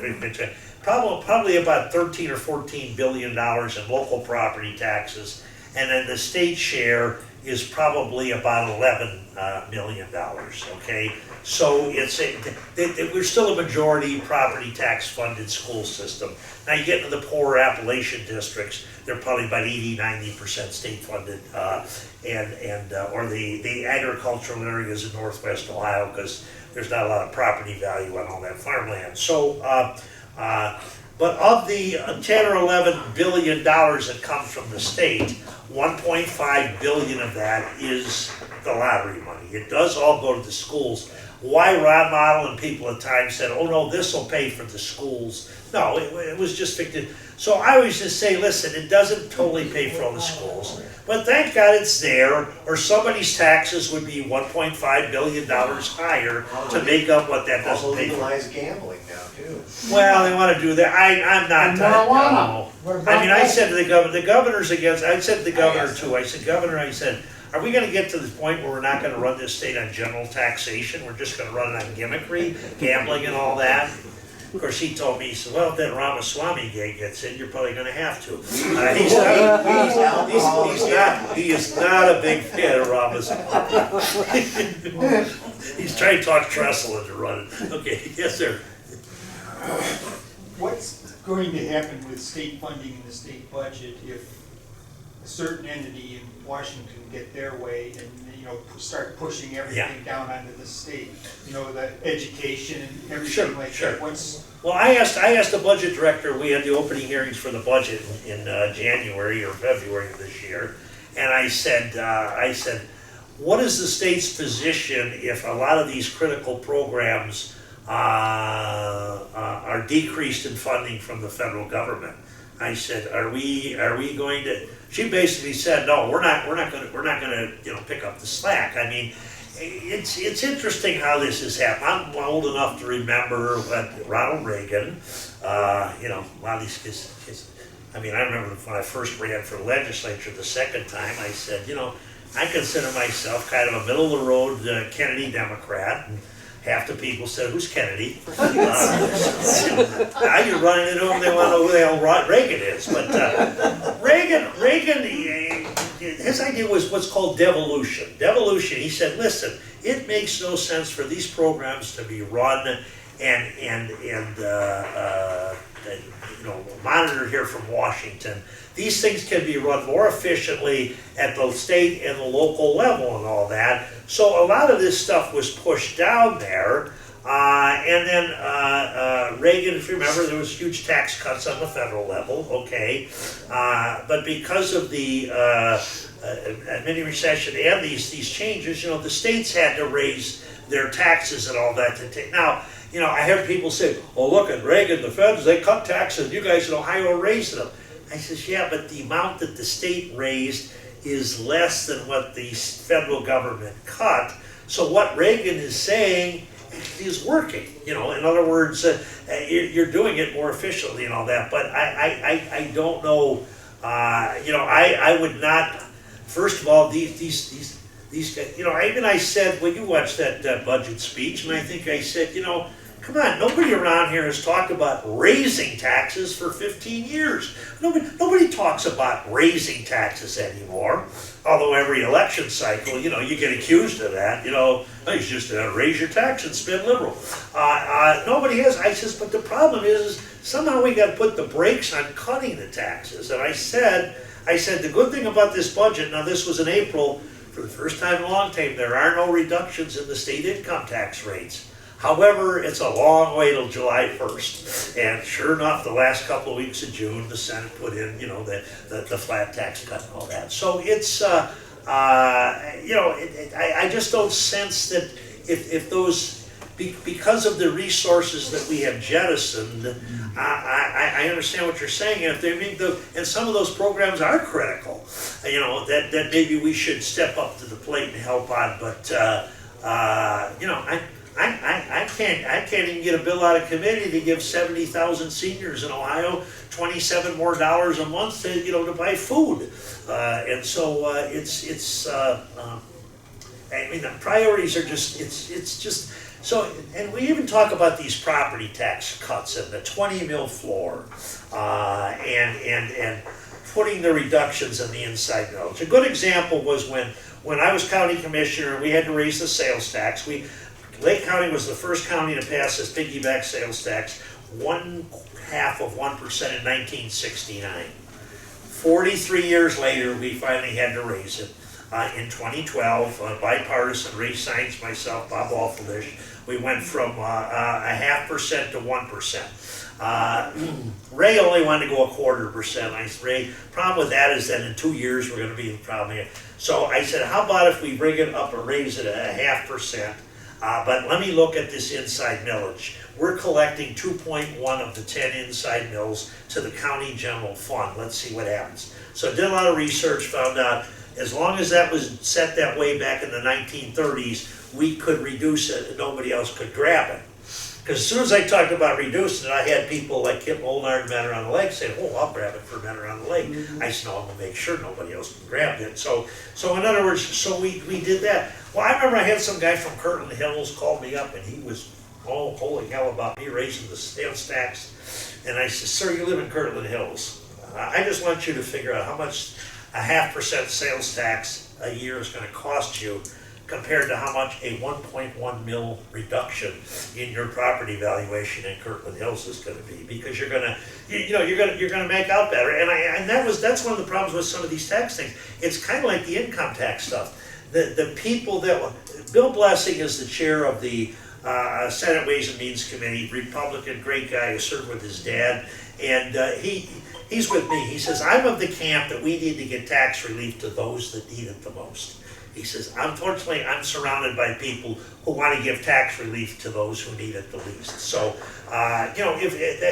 obviously these reductions in the taxable amounts are gonna benefit, the higher property value owners and things like that. So not a lot of this is gonna get to the people that need it. So, that's it, yeah. So, yeah, I agree with you, but we'll have to see what comes out of, they have a mini revolt there for a while. Tillis in North Carolina, Hawley, he says, wait a minute, these programs are vital to the poor people in my state and all that, but, I don't know,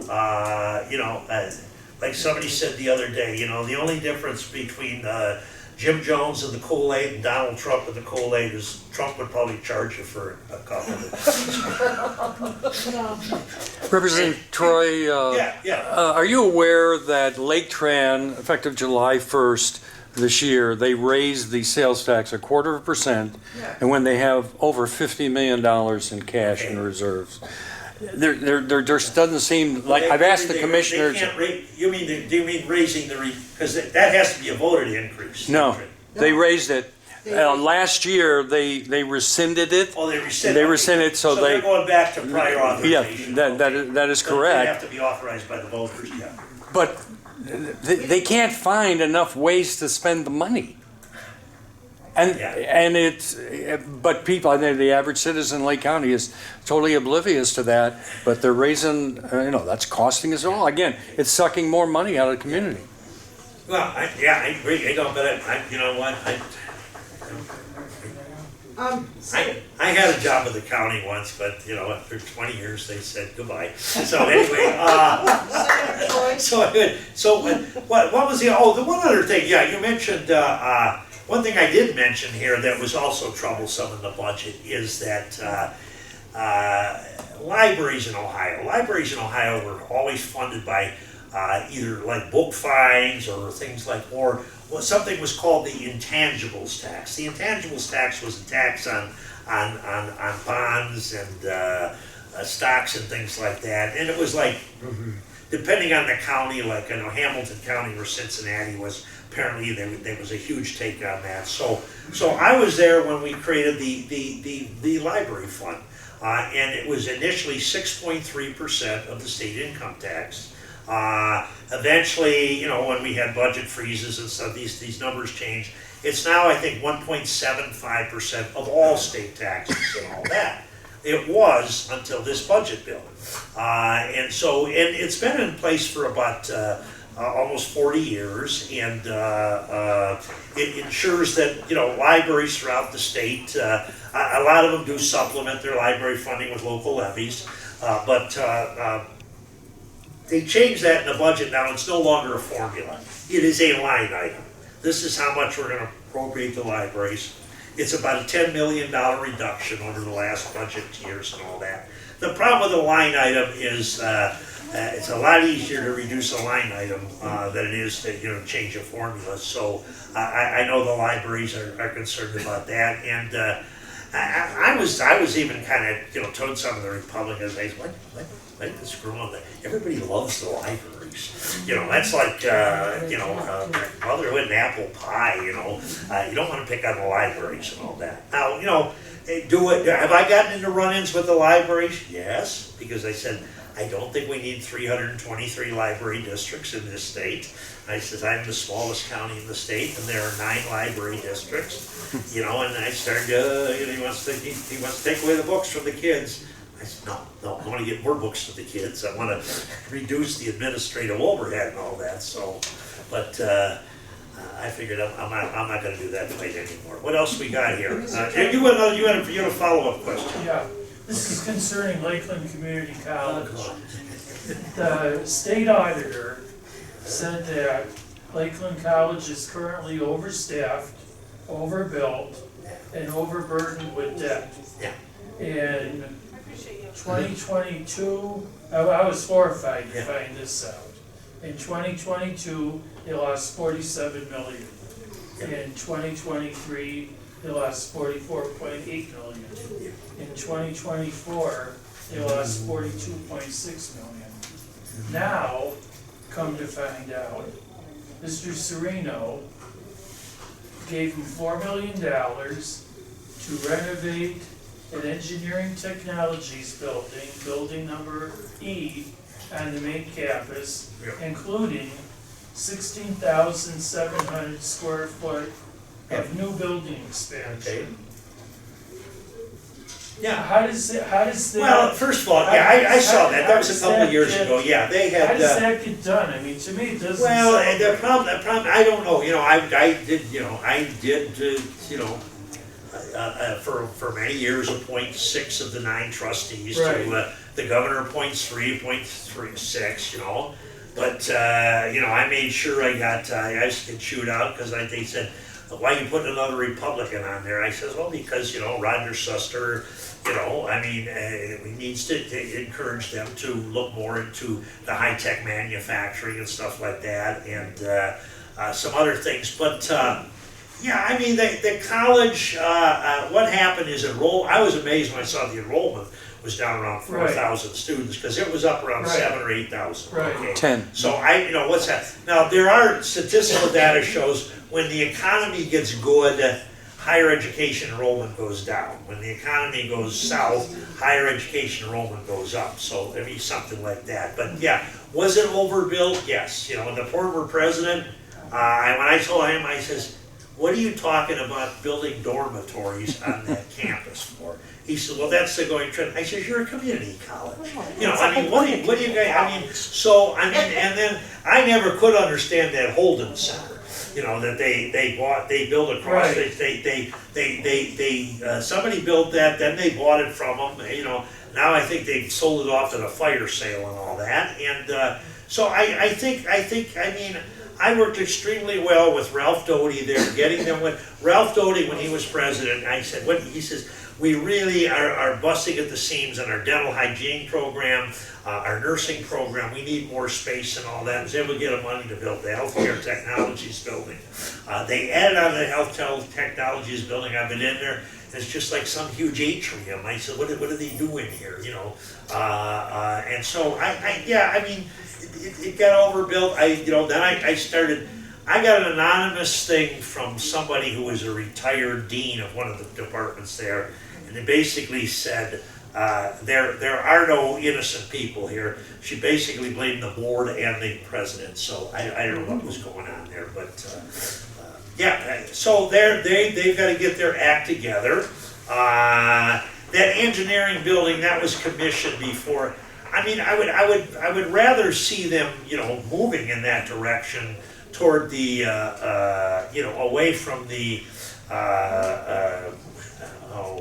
the more philosophical disciplines, apparently that's hugely concentrating on welding, which I think there's a real demand for. But I always used to ask out loud. I says, does each one of you hands, does Lakeland Community College know what Auburn Career Center is doing, and Mentor Schools, Tech Cred program and all that? Are you people, are you on the same page, or are we being very duplicative here with some of these 100%. efforts? So That's great. that's the only comment I have on that. Okay, yes, ma'am. Okay, so the building that you just mentioned that Lakeland took over, I believe I read an article last year, Signature Health bought that. Now, Yeah. I have 2 things here. One, when Ronald Reagan was president, he said he wanted to abolish the U.S. Department of Education, all right, because he felt that federal government didn't need to be involved in public education. Okay. I did not have a U.S. Department of Education when I went to school. How it all just. Well, Jimmy Carter Yes, administration created it. Okay. but it wasn't even needed technically if everybody else did fine years prior to that. And so number 2. I worked for the state government. I had nothing to do with that. Right, but number 2, right, okay, but number 2, I have to ask you, why is Signature Health in a public school, i.e. meaning Wickliffe? They're leasing, Wickliffe leases a part of it to Signature Health. And I've been hearing that, Mentor has something also, and then this, why are we having, Well, I think, yeah, I that probably is part of their resource center. Now, there's a, there's a, you know, I've seen that, so, separate. but some of these school districts that have you know, a challenged population of students. I know I've been up to Cleveland Heights and they've got a clinic there, and this is you know, it's probably part of their resource center to provide services to the students, and health things that they might not normally get, you know, because they don't know what, you know, when the kid goes home for the day, but, you know, it's kind of like, hey, you've got their attention for 6 hours a day, and if we can provide some, resource centers open to the community, Signature Health, why, I mean, you have a doctor in there, a nurse in there, a this and that. I've never in my entire life, going to school, was there anything like that. The resource center has clothes and things like that, and people can go if they're in need to get it, but Signature Health is separate of the resource center. Well, when I went to school, we had one school nurse, you know. And Exactly, thank you. Yeah. But my taxes are but I mean, paid you know, but things, I mean, I don't have any problem with it. I mean, that's not, Doesn't belong there. in other words, they're providing service. You know, it's what the governor's been big on that. What's called wraparound services. You know, trying to say, and a lot of this is built into the new school funding formulas. That what are these other services? Yeah, I know people used to go to school. You learn how to read, write, and all that. You don't do it, you get smacked. You go home and all that.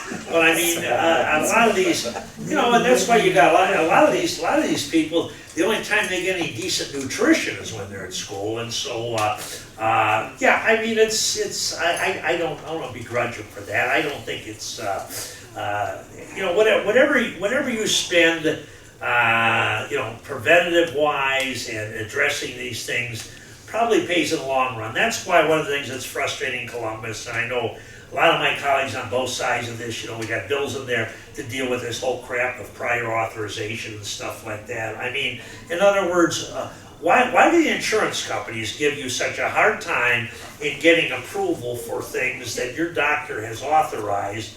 The one thing we're trying to get through, we got it through the House, it died in the Senate, something called biomarker testing. What biomarker testing is very strongly supported by the local cancer society here, the American Cancer Society here, and the Alzheimer's Association, because it's a way to early identification of certain biological markers that indicate, you know, it might be a likelihood of cancer or Alzheimer's or other dementia and stuff like that. And being fought by the insurance companies because they don't want to pay for this testing. And I'm thinking, why do you not want to pay for testing that might be identify something early? Would you rather pay that when the person's in a full-blown stage 4 cancer thing and look at the medical costs there? So it's you know, I don't really have a problem with, you know, you know, if it's you know, wisely thought out and all that, making these investments in some of these things. Yes, ma'am. You had though. You were just. You should check with. I don't know how they do it in Wickliffe, but it could be a matter of they're a resource in the school. Teachers can go, like if they're not feeling good, then they're not having to leave the building to go somewhere to see a doctor. It's for the kids. If the kids are probably like on public assistance, that can get billed. I would check with your district to see how it's getting paid for, because it may not really be like it may be self-funded. I would check. I mean, all you can do is I ask. just So Googled it, it's a nonprofit. okay. Yeah. So it's providing resources that the state is not paying for them. Yeah. And if it's a nonprofit, then the school shouldn't be paying for it either. Then they're self-funded through donations. That's right, it's a separate. Yeah. There's no donation.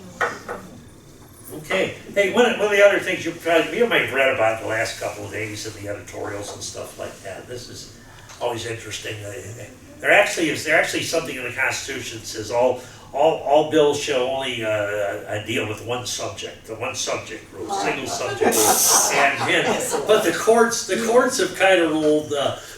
It's always interesting sometimes that some of these things. So I always argue about TIFs. I hate TIFs. TIFs are called tax increment financing.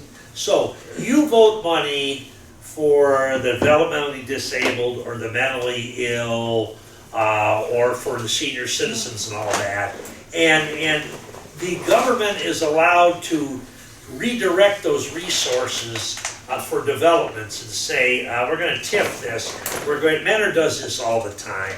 I think, we just, my budget director in the county says, we just lost it when we saw that Mentor's latest tip was the new loading dock on the back of Coles. So, what it is any new real estate coming in can be redirected to pay for infrastructure. So a lot of times you'll see, and you probably have seen this with the new housing development out there in Painesville Township, and they had to talk to the school board, and they're talking about a TIF there, which basically allows some of those taxes that have been voted for other purposes to be used for sewer and roads and water lines and things like that. And I remember the tax committee talking to some of the auditors from the state. I says, I just think this is morally wrong. If people voted money for the developmentally disabled, how can that money be redirected to pay for, water lines and sewer lines for some developer and all that? And I've argued with the Mentor City manager. And he said, well, the money is still going for a public purpose. I said, not the public purpose it was intended to, and so I just wonder why somebody hasn't sued on that and all that. And but then there have been times where the courts have said that, well, whatever the legislature allows you to do, you're allowed to do. So that's kind of where we're at on that. Hey, one other thing, let's see, what are two bills I did talk about. We did vote for this House Bill 15, or Senate Bill 15, utility. It was a utility. It had to be a good bill because First Energy and American Electric, all the major utility companies were opposed to it. So it passed, so which means it's a good consumer-oriented bill. But what this does, it kills a lot of they had what was called this was enacted long before, electric security plan. So it basically allowed the utilities to go end around, not have to go to the PUCO to get an increase, because they said, we need this for, electric security protection and all that. In other words, we need to do that. There were times where the PUCO or somebody signed off on First Energy getting a rider put on your electric bill for grid modernization, but they never spent the money on grid modernization. And then when we said, well, how come they don't have to pay it back? And they said, well, there's a court decision that says they don't have to pay it back. So 15 takes care, first of all, it kills the last remnants of the corrupt House Bill 6, the householder bill, and all that. Because what we were doing is, as part of that bill, and probably I wasn't there, but it was order, I guess, to get 50 votes in the House, they had to throw some sweetheart deals in, which were subsidies to 2 coal-fired plants, one in Indiana and one in Ohio. And you've been subsidizing those coal-fired plants. With this bill becoming law soon, those subsidies end as part of that. The other thing, though, it does require, and we know we've had problems around here when we have these storms. My God, August is coming up, let's hope we don't have another one. But where, we get power outages that last for days. And this basically requires the utility companies to kind of do what we used to do in Wickliffe. If we had a water line that broke more than 2 or 3 times in a winter, we basically said, we're not fixing that anymore, we're replacing that. That infrastructure needs to be replaced. So this bill kind of requires them to monitor this, and if there are power outages that happen in so many areas, that they have got to upgrade the grid on that. Now the problem with grid repair is that nobody wants to pay for it, So, but hopefully we'll get. Again, the fact that they opposed it, they called my office, didn't they, Annie, and said they wanted to meet with me on that. Were you? I don't know. Maybe you weren't there yet, but I just said. I'm going to vote for it, tell them I'm busy, I don't want to meet with them, so this is their sad story about that. The other thing I got a bill, but we've only got, one hearing on that bill, primary election bill?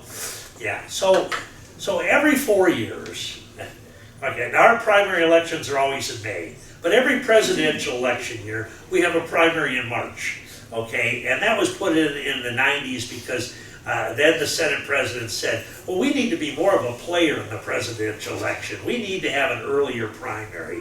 So we have this primary in March. The problem with the primary in March is that in a presidential year, every county official is running for office except for one commissioner and the auditor. Every member of the legislature, the House, is running for re-election, those seats are up, and half of the Senate. So, for instance, a March primary, we have a filing deadline in December of the year before the election's actually held. So we have a filing deadline 11 months before. So I said, first of all, we need to unconfuse people and let them understand that primary elections are always the second Tuesday after the first Monday in May. So these March primaries. Remember the one primary, we had a heck of an ice storm. The other primary, the governor shut the voting votes down the night before because of the pandemic. And so it's just, and I said, we're not a player in the presidential election. The last time we were a player in the presidential election in Ohio was 1976. We tipped Jimmy Carter into the nomination, and our primary was the first Tuesday in June. So it wasn't in March and all that. Well, so that bill had a hearing. Now I got Representative Byrd from down in Claremont County. He's got a bill in that he wants to move the Ohio primary to the earliest primary in the nation. And I said, what do you want to do that for? He says, we got to take care of J.D. Vance. Anyway, all right. Hey, what else we got? Anything else here? Yes, sir. Just one more thing. Yeah, sure. This is for the future of Cleveland and the state. Yeah. Our industry has gone. Yeah. In the last 50 years that I've been here, Yeah. all our industry is gone. Plain dealer, I have an article from the 70s. Right. The biggest employers were GM, Ford.